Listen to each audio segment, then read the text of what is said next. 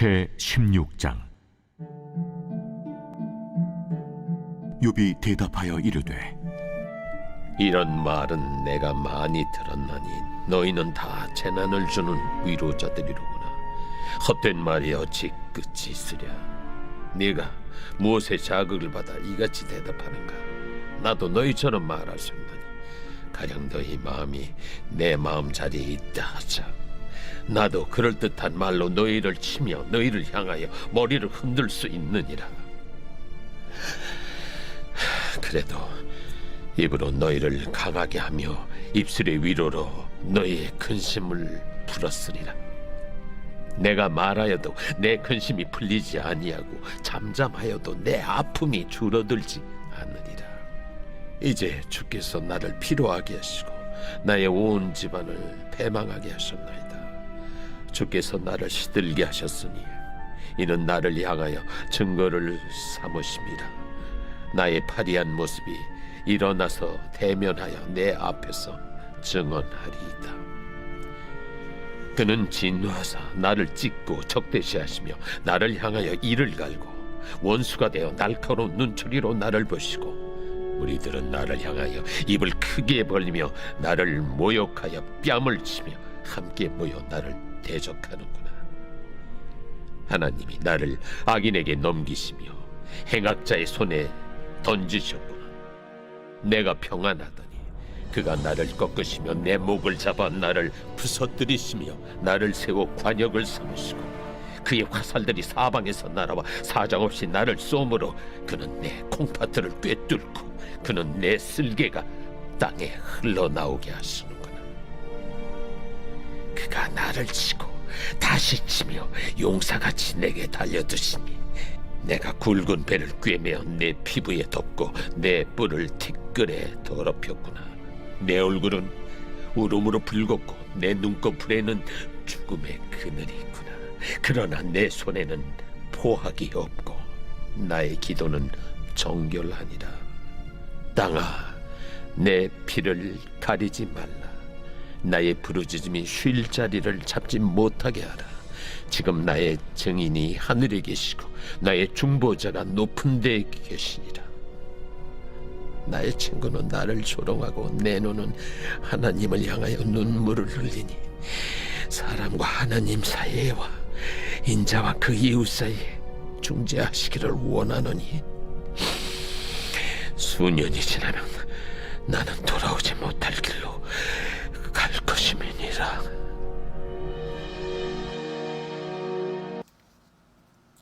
샬롬, 여러분 반갑습니다. 오늘도 큐티로 여는 기막힌 하루입니다. 이 시간 우리에게 허락하신 본문은 욥기 16장 1절부터 22절까지의 말씀과 높은 데 계신 중보자라는 제목을 우리에게 주셨습니다. 저는 요즘 부동산 사무실을 보면 예전에 비해 몇 초 정도는 시선이 머무는 것을 제 스스로가 느끼고 있습니다. 밤에도 불이 환하게 켜있는 사무실을 보면서 낮이 되면 한번 들어가 봐야지 라는 생각을 하고 있으면서도 아직까지 한 번도 들어가 보지 못하고 놓치는 것을 봅니다. 저는 지금 살고 있는 집을 중개인으로 집을 구했었습니다. 다들 마찬가지겠지만요. 그 당시에는 저희가 살기에는 사실 너무 크고 또 교회에서 멀어지는 것이 불편하게 느껴졌지만 남편에게 당신이 나보다 옳습니다 라는 고백을 하게 되었던 믿음의 추억을 만든 집이기도 합니다. 특별히 살고 있는 지역의 이름이 매우 저에게는 적절한 동네 이름을 주셨죠. 남편의 역할에 순종하지 못하고 살아왔는데 하나님께서 허락하신 지금의 집은 연령은 사거리에 있습니다. 전혀 열려스럽지 못한 저에게 역할에 순종할 것을 바라시는 하나님의 마음을 읽게 되어 진짜 올소이다의 장막입니다.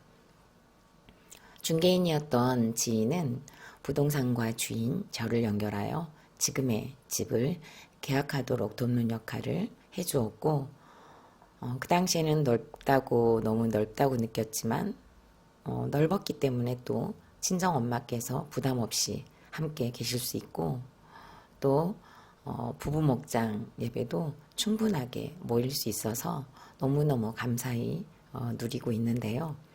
요즘에는 다시 교회 근처로 오고 싶은 마음이 자주 올라오기에 부동산 사무실에 눈길이 가는 것 같습니다. 중개인은 어떤 계약들을 성사되도록 당사자들 사이에서 중개 역할만 하면 끝입니다. 제가 서두에 중개인에 대한 이야기를 하는 것은 오늘의 제목에 대한 이해를 돕기 위한 것입니다. 중보자 예수 그리스도를 말할 때 중보자란 의미는 이 개념을 완전히 뛰어넘습니다. 보혜사 되시는 성령님께서 로마서 8장 26절에 보면 이와 같이 성령도 우리의 연약함을 도우시나니 우리는 마땅히 기도할 바를 알지 못하나 오직 성령이 말할 수 없는 단식으로 우리를 위하여 친히 간구하시면서 중보자 역할을 멈추지 않고 계시기 때문입니다. 중보자 대신 예수 그리스도를 본문을 통해 우리 함께 묵상하도록 하겠습니다. 첫째로 중보자가 계시지 않으면 근심과 아픔이 풀리지 않고 줄어들지 않습니다. 6절 말씀입니다. 내가 말하여도 내 근심이 풀리지 아니하고 잠잠하여도 내 아픔이 줄어들지 않으리라. 욥은 계속 새 친구와 언쟁이 멈추지 않고 있습니다. 15장에서 가장 연장자인 엘리바스의 말에 오늘 16장에 와서는 욥이 대답을 하고 있습니다. 엘리바스의 장황한 설명에 욥은 그런 말은 내가 이미 많이 들었다고 합니다. 새 친구가 한결같이 재난을 주는 위로를 하고 있는 것에 대해 욥이 너무 힘들어하고 있습니다.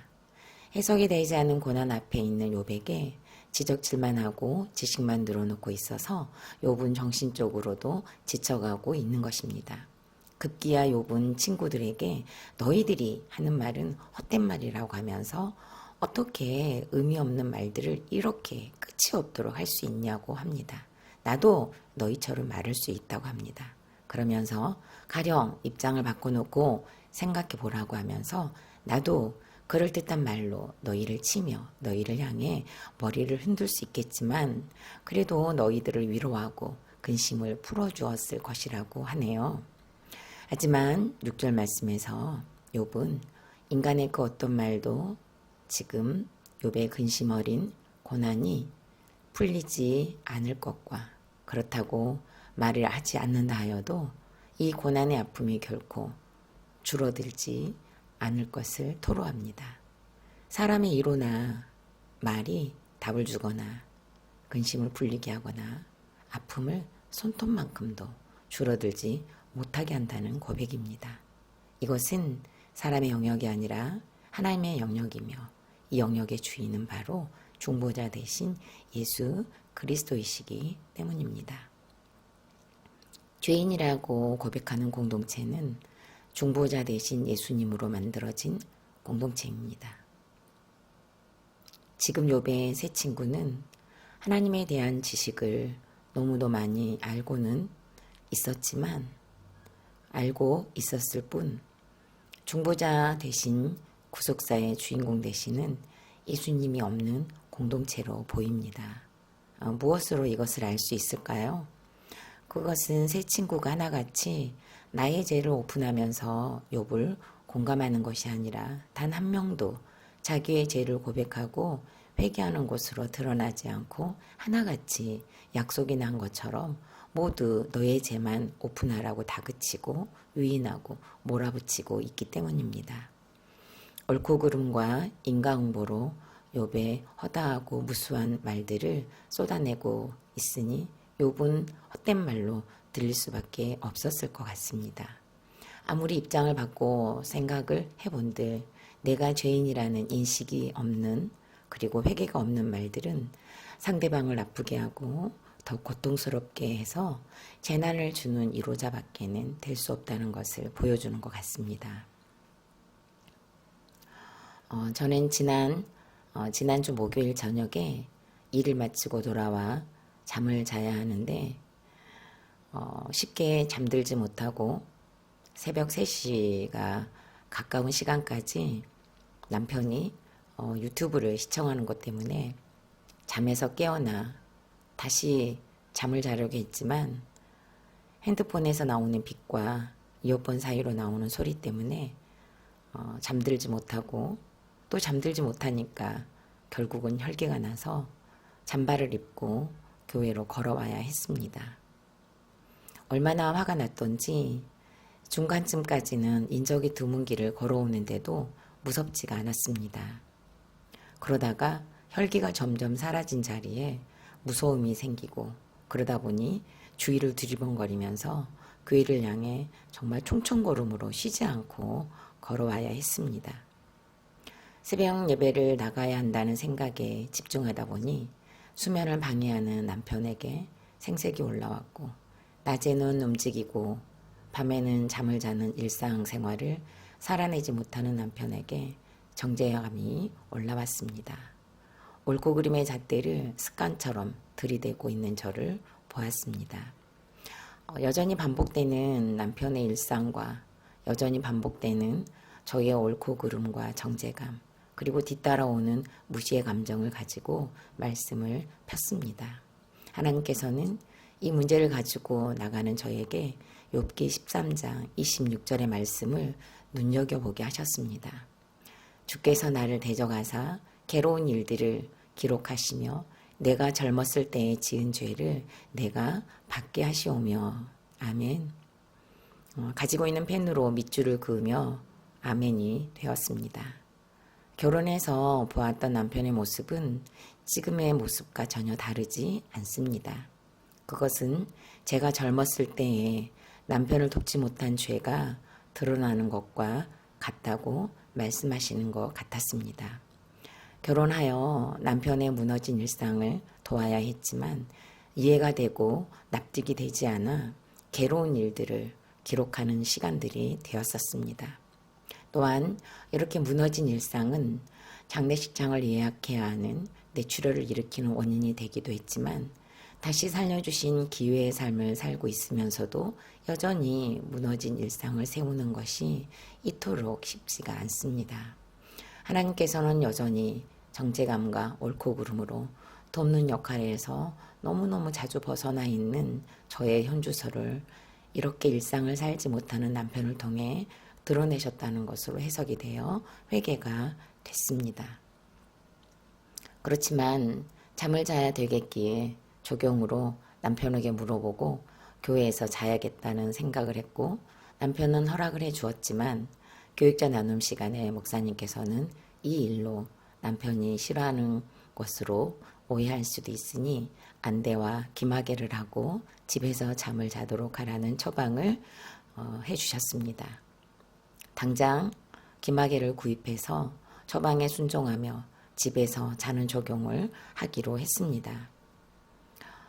이 사건으로 저는 문제가 생기면 함께 해결하려고 하기보다는 남편에 대하여 여전히 회피하면서 남편을 그대로 두고 저만 살겠다고 잠을 자기 위해 도망치고 있는 저를 만나는 사건이기도 했습니다. 어쩌면 이렇게 수많은 문제들을 회피하면서 살아왔겠다는 생각도 하게 되었습니다. 오늘 본문에서는 새 친구들에게 서운하다고 말만 하냐고 푸념을 늘어놓는 욥과 저는 같은 모습입니다. 새벽 예배를 가야 하는 저를 이해해주지 않는 것 같아서 서운해하고 혼자서 혈기를 내며 가령 당신 같으면 어떻게 하겠냐고 푸념하는 모습이기도 합니다. 또한 공감이 없어 옳고 그름과 정죄로 욥에게 다그치는 새 친구의 모습도 있습니다. 잠을 자지 못하는 남편을 공감하려고 하지 않습니다. 항상 반복되는 무너진 일상을 보면서 당사자인 남편은 얼마나 힘들지에 대한 생각을 못하고 있습니다. 그러다 보니 돕는 역할에 힘이 떨어지고 결국에는 어서 자요. 제발 잠 좀 잡시다. 라는 말 속에는 상한 감정이 새어나가고 있었기에 남편에게 재난을 주고 근심을 더하는 자가 되었을 뿐이라는 것을 깨닫습니다. 질문합니다. 상대방을 위로한다고 했던 말 때문에 오히려 힘들어했던 적은 없습니까? 나는 위로만 받으려 하는 것으로 치우치나요? 재난을 주는 위로자로 치우치나요? 두 번째로는 내게 달려드시며 임재하십니다. 7절부터 16절 말씀입니다.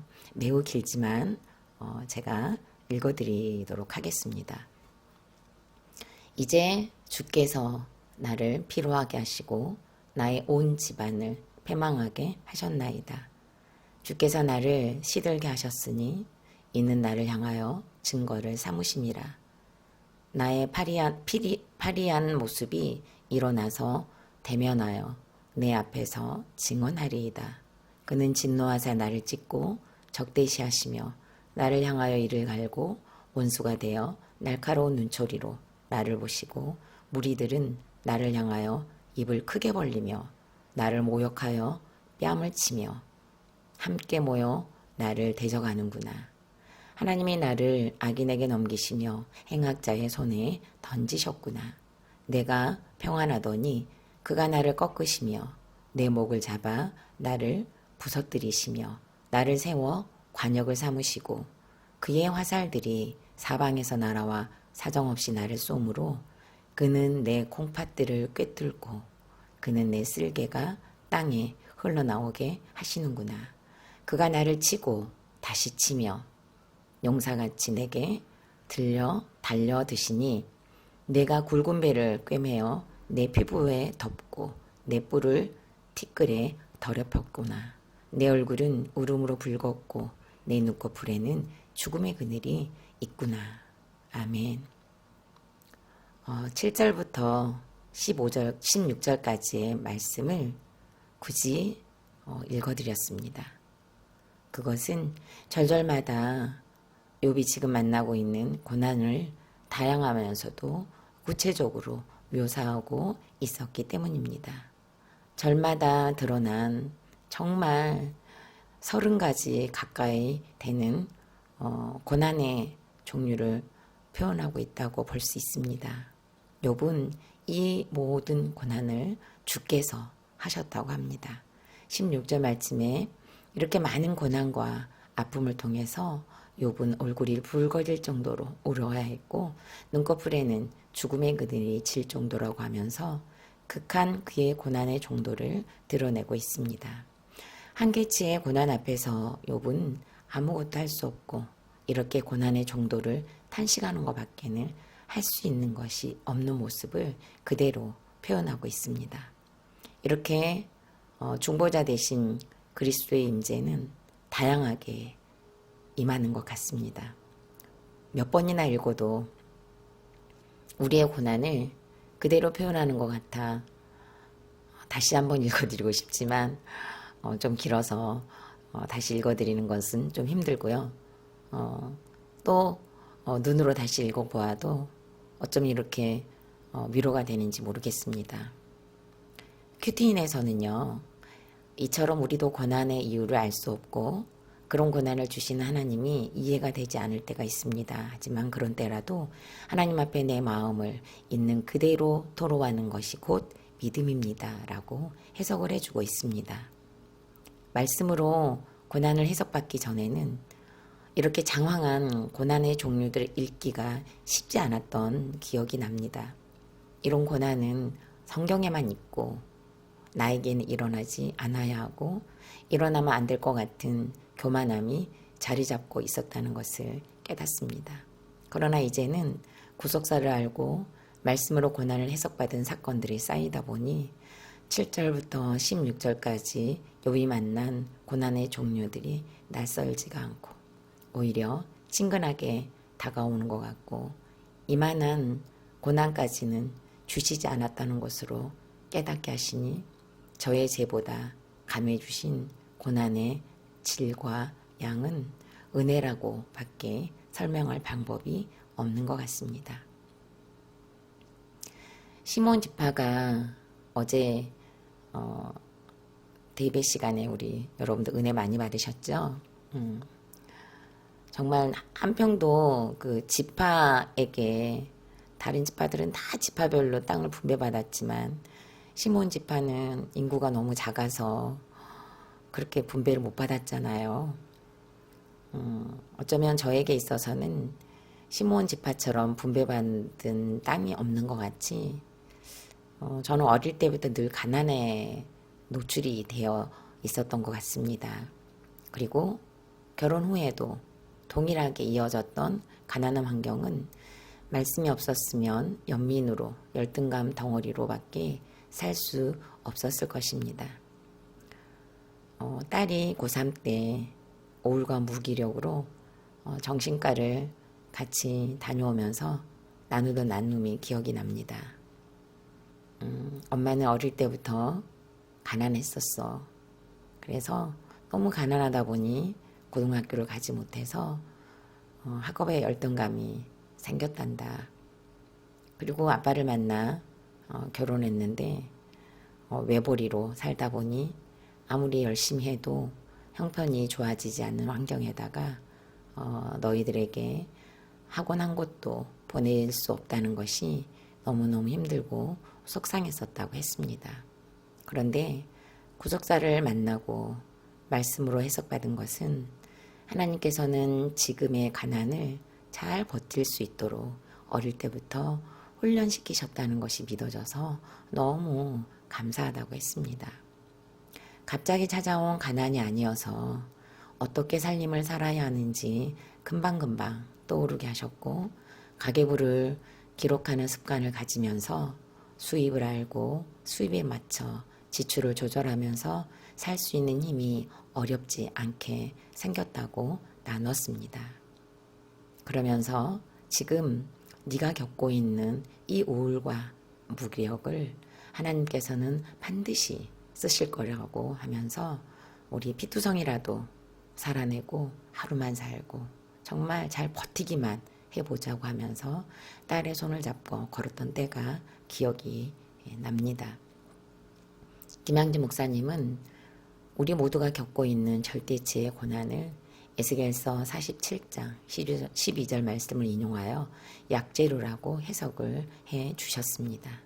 그래서 나의 고난을 닦고 닦으면서 노래하는 것으로 나와 같이 힘든 사람들을 살리는 사명으로 나가라고 외치고 계시고 지금 우리 안산중앙교회에서도 목사님께서 정말 시간만 나면 이렇게 사람을 살리는 그 한 사람이 되기 원하는 소망을 담아서 늘 지금 고난에 대해서 더군다나 욥기도 묵상하고 또 여호수아서를 강의하시면서 끝없이 외치고 계십니다.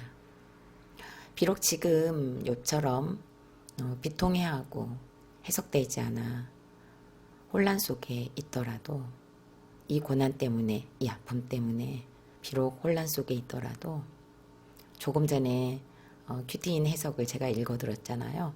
다시 한번 제가 그 짧은 대목을 읽어드릴게요. 그런 때라도 하나님 앞에 내 마음을 있는 그대로 토로하는 것이 곧 믿음입니다. 라고 해주는 큐티인의 설명이 너무 위로가 되지 않나요? 하나님께서는 이 모든 과정도 쓰실 것입니다. 우리의 엎어짐도 우리의 무너짐도 우리의 실패도 우리의 좌절도 하나님께서는 오늘 나의 고난을 욥처럼 구체적으로 나열해보고 글로도 표현해보고 말로도 표현해보라고 오늘 우리에게 이 말씀을 주셨고 오늘 저와 여러분에게 공동체를 주시는 줄 믿습니다. 여러분도 각 목장에서 또 큐티 책에다가 한번 자세하게 적어보시기 바랍니다. 질문합니다. 지금 나는 이해되지 않고 해석받지 못한 고난은 무엇인지 솔직하게 토로해서 말로든 글로든 표현해 봅시다. 나는 오늘의 고난을 목장에서 괴로운 대로 드러내고 계십니까? 사람에게 한탄하고 계십니까? 오늘 욥은 고난이 해석되지 않으니 자신의 손에는 뿌악이 없고 자신이 드렸던 기도는 정결하다고 항변합니다. 그러나 여기에서 멈추지 않고 욥은 19절 말씀에서 지금 나의 증인이 하늘에 계시고 나의 중보자가 높은 데 계시니라 라고 하면서 결국에는 하나님께서 중보자가 되어주시기를 기도하고 있습니다. 너무 좋았던 친구도, 많았던 재산도, 누리고 즐겼던 권세도, 세상에 있던 그 어떤 것도 나의 고난을 해소해 주거나 위로해 주거나 힘이 되어 주지 못했습니다. 나의 세상이 모두 끊어지는 사건, 친구도 잃고 재산도 잃고 건강도 잃고 명예와 권세도 돌 위에 돌 하나도 남김없이 무너지는 소망이 끊어질 때에야 우리는 하늘 소망을 의지하고 하늘 아버지를 간절히 찾는 힘이 생깁니다. 오늘도 변함없이 나를 향하여 달려드시는 하나님을 보고 만나는, 그래서 해석받는 저와 여러분이 되시기를 바랍니다. 마지막으로 2월 22일 보석상자입니다. 자녀는 부모의 거울입니다. 문제만 일으키는 자녀를 보며 부모가 할 일은 눈물 흘리며 회개하는 것밖에 없습니다. 문제아는 없습니다. 문제 부모만 있습니다. 아멘. 다 같이 기도드리겠습니다. 살아계신 하나님, 친구의 고난을 정지하며 옳고 그름으로 판단하는 엘리바스가 저희입니다. 재난 같은 말만 한다고 푸념하는 욥도 저의 모습입니다. 여전히 되었다함이 없어 새벽에 새벽 예배를 나와야 한다는 것 때문에 잠을 편하게 잘 수 없다는 이유를 붙잡고 남편을 돕는 자리를 너무도 자연스럽게 혈기를 부리며 이탈하는 저를 보았습니다. 공동체가 없었으면 제 생각이 하나님보다 앞서서 제 방법대로 하려고 했던 저를 용서하여 주시고 옳고 그름과 정체가 아니라 거룩을 위한 우선순위를 다시 깨닫게 해주시니 감사드립니다. 우리 모두 지금 만나고 있는 고난들을 말씀 앞으로 가지고 갈 수 있는 힘을 주옵소서. 또한 혼돈과 아픔들을 공동체에서 괴로운 대로 나눌 힘도 주시옵소서. 공동체는 고난으로 힘들어하는 지체와 함께 아파하고 울어줄 은혜도 공급하여 주옵소서. 함께 사명으로 나아가게 하여 주옵소서. 그리하여 우리 모두 약제로의 인생으로 사명을 향해 한 걸음씩 나아갈 때 그 하루가 나의 하루가 아니라 중보자 대신 예수 그리스도의 하루가 될 수 있도록 인도하여 주옵소서. 예수님의 이름으로 기도드립니다. 아멘.